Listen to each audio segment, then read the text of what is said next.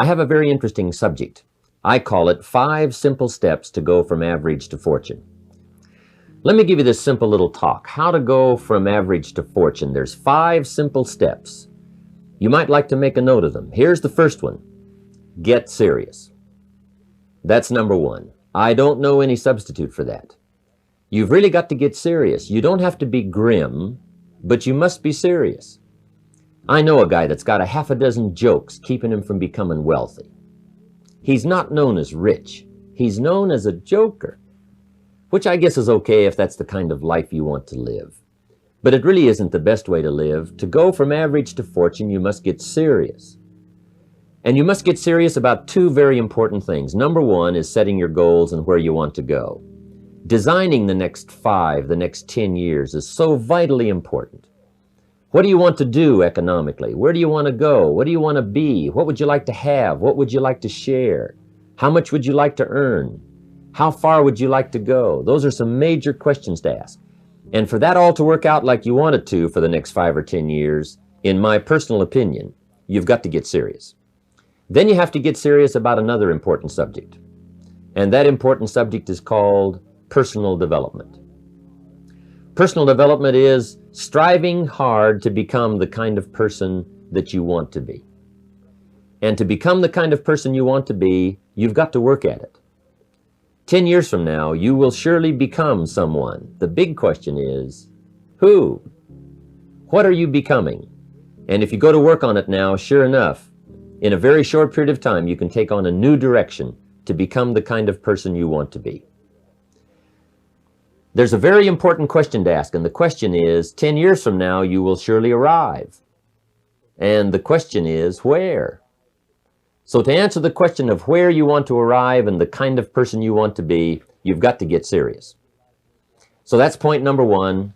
To make your life worthwhile and unique, to go from average to fortune, you've got to get serious. Serious. Life is serious.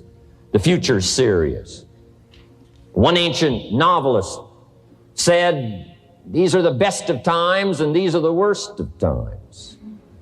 And for some of those who came across this platform at the extravaganza, $1 million a year incomes, for them, it's the best of times. But I want you to know that while they're getting the diamonds and the millions, there are a lot of people around the world, for them, it is the worst of times. The best of times and the worst of times. That's called serious matter. How come such a difference from those who can reach such incredible heights and those who haven't yet found the answers for their life and their health and their future? We just have to ponder that and let that give us a note of seriousness. It's serious whether you win or lose. It's serious whether you succeed or fail. It's serious whether you've got a good future carved out for yourself or you do not have. These are serious matters. Matters of the heart are serious. Matters of income are serious. Matters of supporting your family, serious. Are you serious? Why? We got a serious matter here to discuss. We haven't come with the latest 10 stories. We've come with a serious matter. And I want you to take on that serious tone. Now, the second point is get smart. To make your life work out worthwhile, you've got to have some ideas. You've got to have the information. So you've got to be smart. In fact, in this decade, you must be much smarter than you were in the last decade. You've got to read the books. You've got to come up with the information. When I have a chance to talk to the high school kids, that's the theme of my talk. Get smart. There's nothing worse than being stupid. And if you will read the books, learn from your experiences, do all the things that you possibly can to get the information, sure enough, you'll be wiser this year than you were last year. And I've got a few techniques that I teach in my seminar on how to get smarter, keeping a journal, going to the lectures, going to the seminars, listening to the sermons, picking up ideas from other people.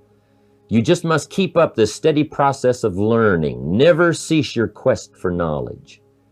And that's one of the key points to go from average to fortune. Get smart. This is called the possibility for life change starts with education. Don't be lazy in learning. Don't be lazy in picking up the ideas.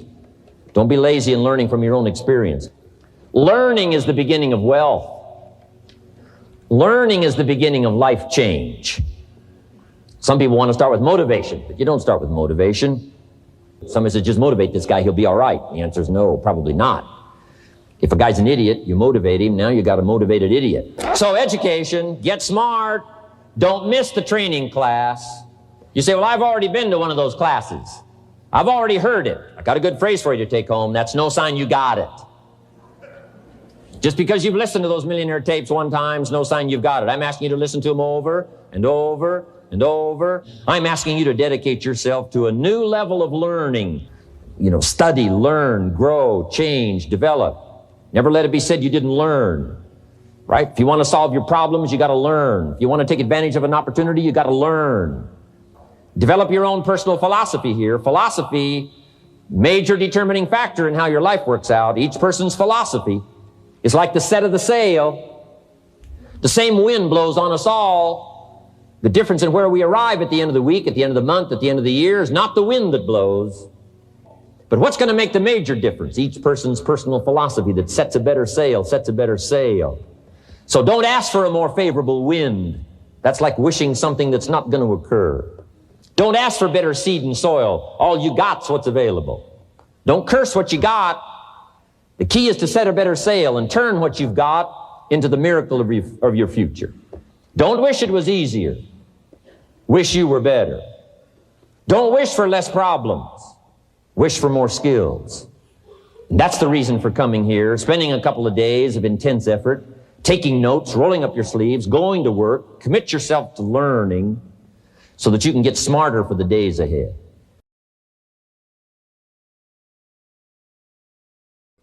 Now here's number 3. You've got to get going. All of the things that you've learned will not do you that much good if you don't put it into an action plan. You've got to get going.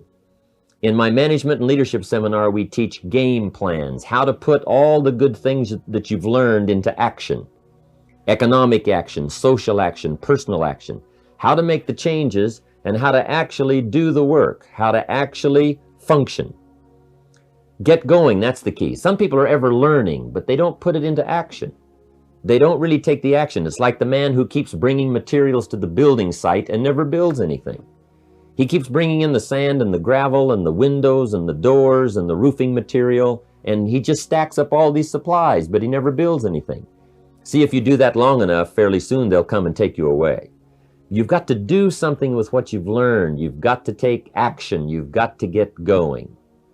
So that's one of the most important things to learn, how to design your days, how to design your weeks, how to design the months so that you take the proper action to get the proper return that you're looking for, whether it's economic or personal. Get going. It's a major key. You got to get going. You got to take action. The disciplines is the miracle process. And here's how to get the miracle of your future going as far as disciplines are concerned. Number 1, do what you can.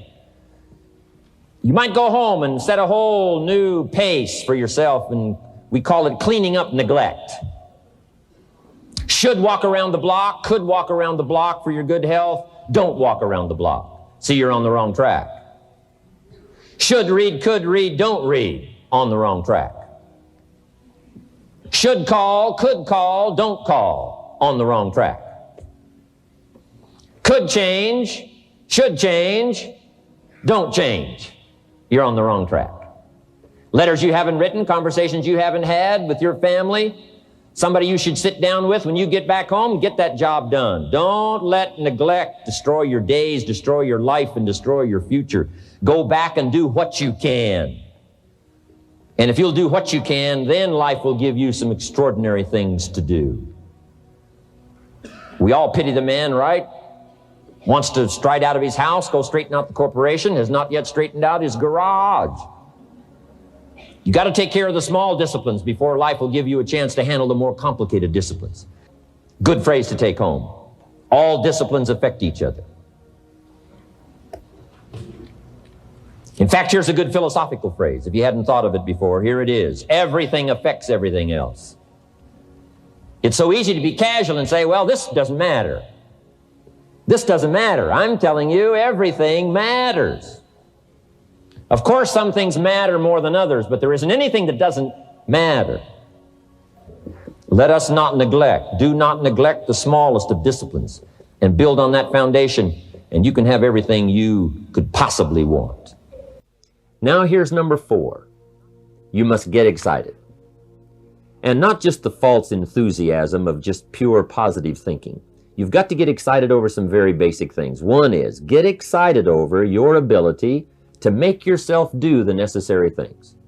Because discipline is major step 1 toward personal progress.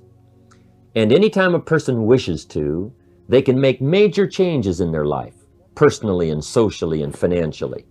It doesn't ever have to be the same after today. No telling what you could do today if you really wish to. The act of murder is a clear indication that a person in one drastic act can forever change the course of their life. It just happens to be in the negative direction. What I would ask you to do, starting today, is get excited about committing an act that's positive, an act that's constructive, to make the changes in your life that you want made, and to go the direction that you want to go. So that's number 4, get excited. Get excited about your potential. Human capacity is usually never the problem. Little children can learn several languages. We can learn to do the most incredible things. All we need to do is take the time to do it. So it's not a matter of capacity. It's a matter of judgment. It's a matter of excitement. It's a matter of will. And it's a matter of wanting to bad enough. So it's pretty exciting to know that any day you wish, you can change your life. Any day you pick out, you can make major changes. It doesn't ever have to be the same again. And that's exciting. Knowing that intellectually and personally, you can actually do the things that will make major changes in your life. That's number 4. Excitement that runs deep is the excitement that really lasts for a lifetime, not surface excitement. I'll tell you what's really going to serve you well, and that's the excitement you feel inside that isn't even probably expressed on the outside, the excitement that runs deep, the excitement that stirs commitment, the excitement that stirs courage. Give me the chance, and I will get the job done. That kind of excitement.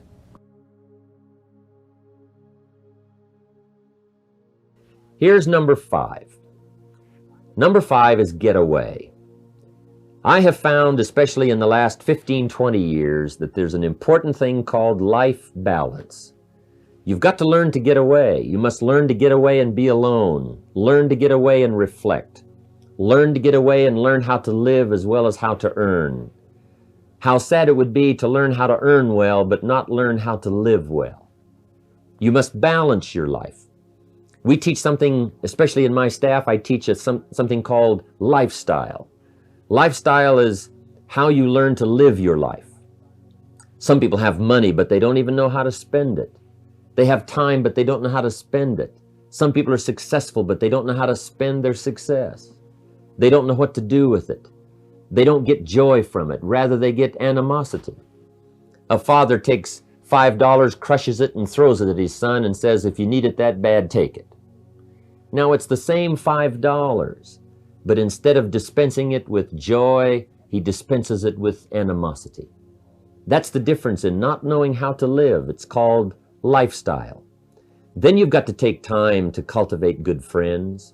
You've got to take time to be with your family. You've got to take time to be with the people who are important to you, designing your life in those respects. Get away. Take the time. Reflect on your life. Recharge your batteries. Do some growing away from your enterprise. Then when you come back to your enterprise, after you have taken this time to balance your life, you will find that on the job, working on your enterprise, things will really go much better. So those are the 5 simple steps to go from average to fortune. Get serious. Get smart. Get going. Get excited, and get away. I hope those points will be valuable for you as you consider them. And I want to thank you for giving me this few minutes of your time.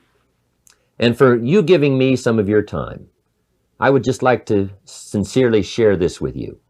Do not walk in front of me. I may not follow. Do not walk behind me. I may not lead. But walk beside me and be my friend. Thank you for listening.